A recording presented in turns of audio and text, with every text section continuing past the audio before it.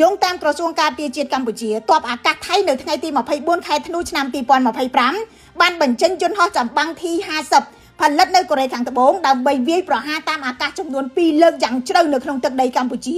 ដោយបានទម្លាក់គ្រាប់បែកសរុបចំនួន8គ្រាប់ជាប់គ្នានៅក្នុងខេត្តបាត់ដំបងនិងខេត្តសៀមរាបចម្ងាយប្រមាណជា100គីឡូម៉ែត្រពីព្រំដែនការវាយប្រហារលើកដំបូងបានកើតឡើងនៅម៉ោង10ព្រឹកដោយយន្តហោះ T-50 បានទម្លាក់គ្រាប់បែកចំនួន4គ្រាប់ទៅលើតំបន់ជនស៊ីវិលរស់នៅក្នុងស្រុកបាណន់ខេត្តបាត់ដំបងប្រហែល1ម៉ោងក្រោយមកគឺនៅម៉ោង11ព្រឹកថ្ងៃដដែលយន្តហោះប្រភេទដូចគ្នាបានវាយប្រហារលើកទី2ដោយបានទម្លាក់គ្រាប់បែកចំនួន4គ្រាប់ទៀតនៅក្នុងស្រុកស្រីស្នំខេត្តសៀមរាបបន្ថែមពីលើនោះនៅម៉ោង12ថ្ងៃត្រង់យោធាថៃប្រើយន្តហោះ T-50 ទម្លាក់គ្រាប់បែកចង្កោមនៅឃុំស្លក្រាមស្រុកស្វាយជ័យខេត្តបន្ទាយមានជ័យ T-50 គឺជាយន្តហោះល្បឿនលឿនជាងសំឡេងផលិតដោយប្រទេសកូរ៉េខាងត្បូង T-50 អាចហោះហើរក្នុងល្បឿនលឿនជាងសំឡេងប្រហែលជា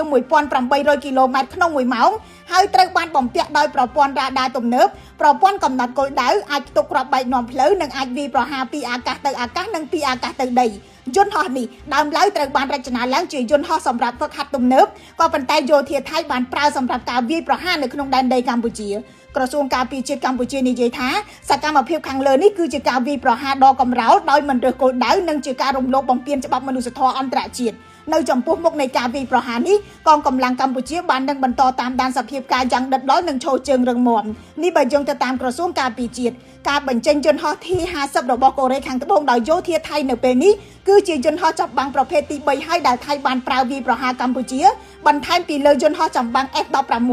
និងយន្តហោះប្រយុទ្ធធុនស្រាល AT-6 របស់សហរដ្ឋអាមេរិកខ្ញុំរស់សុធាពី News Today NTTV One refreshing destination. Gansberg Water.